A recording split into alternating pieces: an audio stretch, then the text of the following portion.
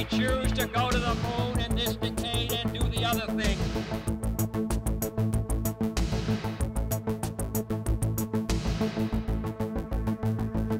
Not because they are easy, but because they are hard. 1, 0, all engine running. Liftoff. We have a liftoff.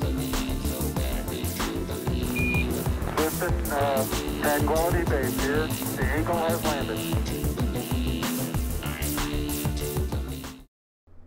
Hi, welcome back to Orbit at a Tilt. I'm Adam Tilted. Today's Monday, October 8th, 2018. Happy Monday. I hope you had a great weekend and your week is getting off to a good start. Hold on, I'm still playing around with my green screen.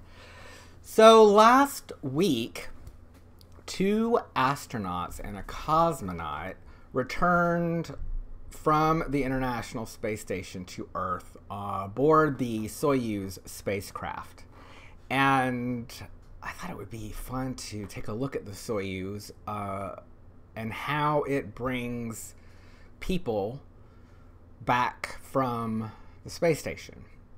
It's been described as a series of car crashes by people who have experienced it for themselves. So that's interesting. But before we take a look at the Soyuz, let's take a look at the sky this week. This is from Houston, Space City, USA, where I am broadcasting to you live. Let's move this ahead. Whoa, stop. Going way too fast. Hold on. All right, let's move this ahead to sunset. We'll take a look at what's happening. You can see where the moon is right here. If I zoom out, you can see that dark dot. The moon is right there because it is coming towards new moon. Actually, it was new moon yesterday, so... Oh, wait, no, today. What is today? Yeah, it's new moon today. So that's why it looks like that in the simulation. It's on the other side of the sun, so... I mean, no. Gosh, calm down. It's in between us and the sun, so we can't see the lit part because it is facing away from us. As the sun sets, you may catch a glimpse of Mercury way down here near the horizon, but you will need a good clear view of the western horizon, and you'll need to look for it right after the sun goes down. It will be difficult to spot. Venus also will be setting very shortly after the sun now. It is almost on the opposite side of the sun from us, and after a few more days we won't be able to see it. It will be on the other side of the sun, and it will come back in November as the morning star, so we will see it just before sunrise. Jupiter is getting lower and lower in the sky, so again, it's a great target for backyard telescope or even a decent pair of binoculars. So check out Jupiter, see if you can see the 4 Galilean moons around Jupiter. Saturn is also high in the sky in the constellation Sagittarius, which you can see looks like this kind of teapot shape here. There's the handle. There's the pot. There's the cap. Here's the spout. That's Sagittarius. See? Saturn is there. Also a great target for backyard telescope or a good set of binoculars. And then, of course, we've got Mars still shining bright and high in the sky. The global dust storm has dissipated, so there's still maybe time for you to catch some indications of surface features if you have a good clear view of the sky and a telescope. For my southern hemis, let's check out what's going on for you.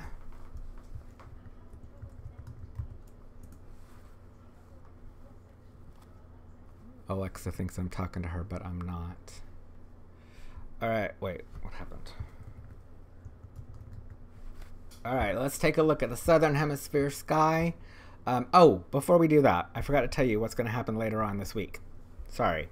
All right, so we've got this lineup of planets, and just like last week, the moon is going to make some nice stop-bys. So as we go through the week, you can see that the moon will start to make an appearance. On Thursday, the moon will be just north of Jupiter, and then on Sunday, it'll be just north of Saturn. In the southern hemisphere, we've got the same situation, but it's upside down. So, let me back up your time here.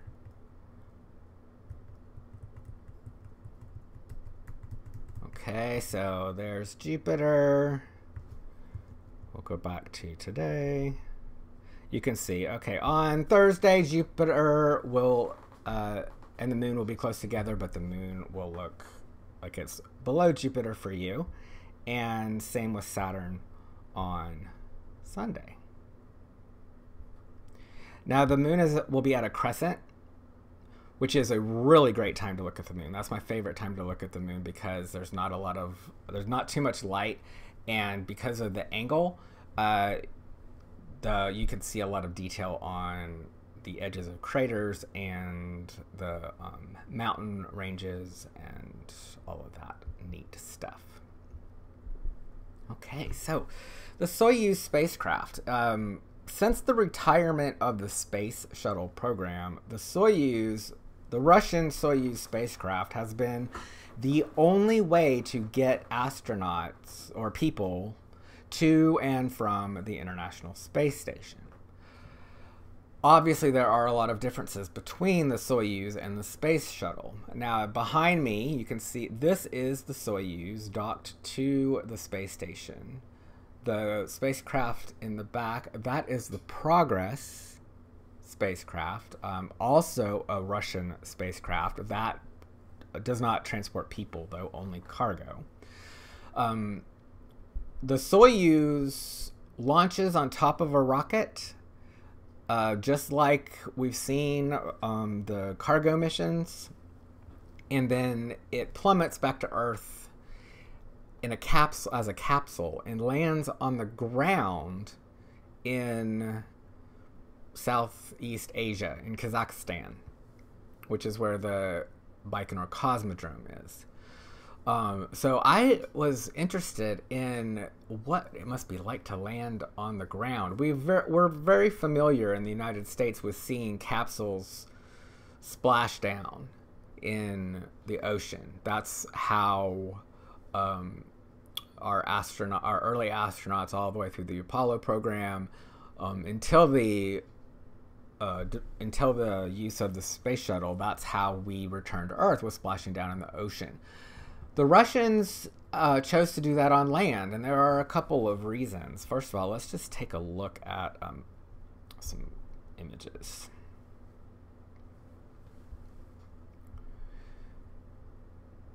All right, here is Kazakhstan, and it's a wide open space. So one of the reasons why the United States does not land on the ground is because there's not a whole lot of just wide open ground that would be convenient to land in. But Russia, or Kazakhstan now, has that wide open space. They also did not want to have to maintain an active Navy presence in order to retrieve the cosmonauts that returned. So let's look at Soyuz. Let's see, where is it? It's docked. I had another one. Where is it?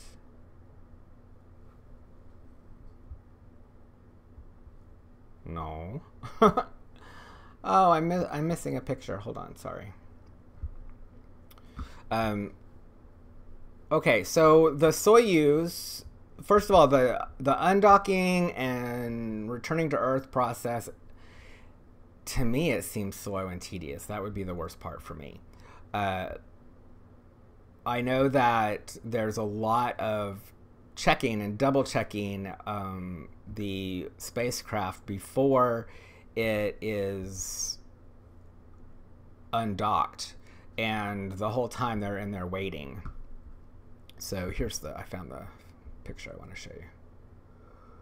Okay, so here is the Soyuz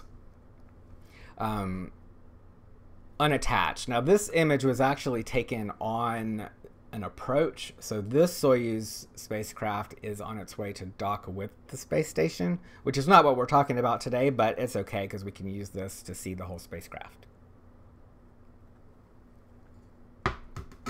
There are 3 components to the Soyuz. This here, on the end, is the orbital module. This has all of the instruments that are needed to get to attach the spacecraft to the station. It also has a little bit of extra living space for the crew members when they are on their way to the space station. This is where the hatch is, the docking clamps, and the rendezvous antenna you can see there.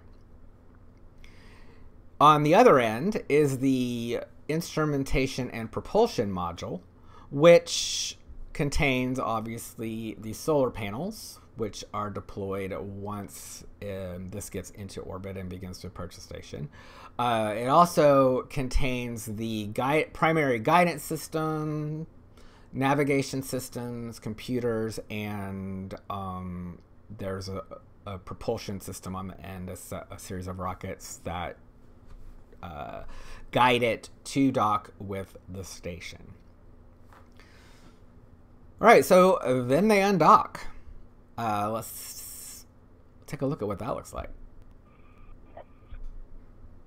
Here you can see Soyuz gently backing away from the space station.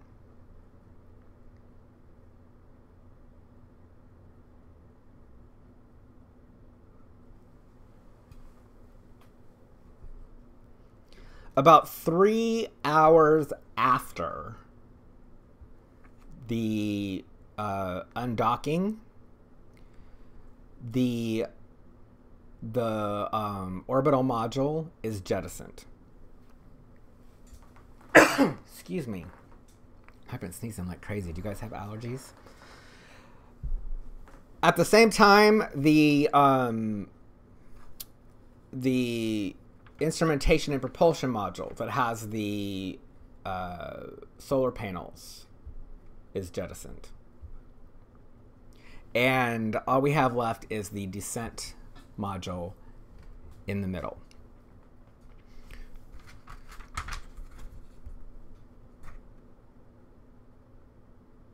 Okay, I just wanted to make sure that I didn't forget anything. All right, so this is Expedition Crew 56, and they are returning to Earth after spending 197 days in space. And they did, among other things, 3 spacewalks. They participated in the Year of Education in Space program, which, among other things, performed the demonstrations that Krista McAuliffe was going to perform on the space shuttle before the Challenger exploded. So that was a nice tribute to her legacy to be able to complete those. And those are all available on NASA's website, by the way, as are all of these images and videos. These are all credit NASA and in the public domain. So 3 hours after docking, they are about 400,000 feet above the surface of the Earth, and they start to encounter parts of the atmosphere that are thick enough to generate friction against the vehicle and cause it to heat up. This is called the entry interface. At this point, they are 23 minutes from touchdown and traveling at about 755 feet per second. They will slow down to less than 5 feet per second. That's a drastic reduction in speed. So the first thing that happens, actually, let's take a look at, I want to show you the inside of the capsule. It seats 3. I wouldn't necessarily say comfortably, but it seats 3. And this is, again, this is a photo of them on the way to the station, so they have some extra stuff packed in there that may not be there on the return trip. But the seat linings are custom. They're custom made for each individual person, and when they get to the space station, they keep their lining, their seat lining with them, and use it for their return trip. Those linings are specifically designed to help absorb the impact that they're going to experience on landing. All right, 15 minutes before landing, the parachutes deploy. First thing that happens are 2 pilot chutes come out. A pilot chute is a chute that is attached to another parachute. So as it gets pulled out, it pulls out the next parachute. All right. So 2 pilot chutes deploy, followed immediately by a drogue chute. That slows the vehicle down to 262 feet per second. So, bam! All of a sudden, you're half the speed. That's car crash number 1. The drogue chute pulls out the main parachute. A drogue chute is also a parachute that pulls out another parachute. So the drogue chute pulls out the main chute, which is huge. It's over 10,000 square feet in surface area. And that slows the vehicle down to 24 feet per second. That's huge. Again, huge deceleration. Car crash number 2. That's still way too fast to land. After the main chute is deployed, the heat shield is jettisoned, and 1 second before touchdown, 2 sets of landing engines fire to slow the descent of the vehicle. Now let's watch that, because this is pretty trippy. Oh, my big head. Now watch for the explosion here. Bam! Car crash number 3. And then the car crash number 4 followed shortly after. Look at the size of that chute, though. Huge, huge parachute.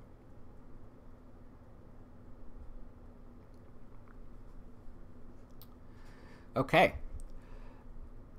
I don't know what's happening. There we go. There we go. So, plummeting to Earth in a capsule obviously is a lot different than coasting to a landing in a space shuttle.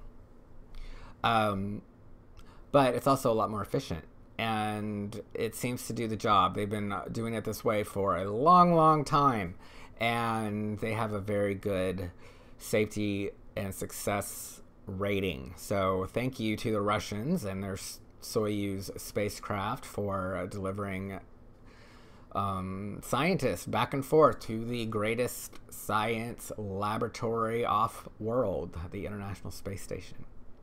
I hope you enjoyed this information, and if you want to see more shows like this, consider making a donation to my Patreon account, which I did not put in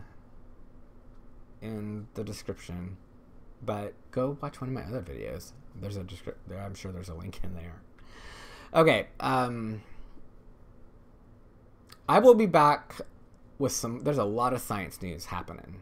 SpaceX just did another launch. There's updates on what's happening on Mars and with some other missions. So I will be back later in the week. Make sure you turn on notifications so that you know when I go live, and you don't miss anything. If you know someone who might be interested in these shows, then share it and all that good stuff. All right. Have a great day. Don't let the Mondays get you. And I'll see you later.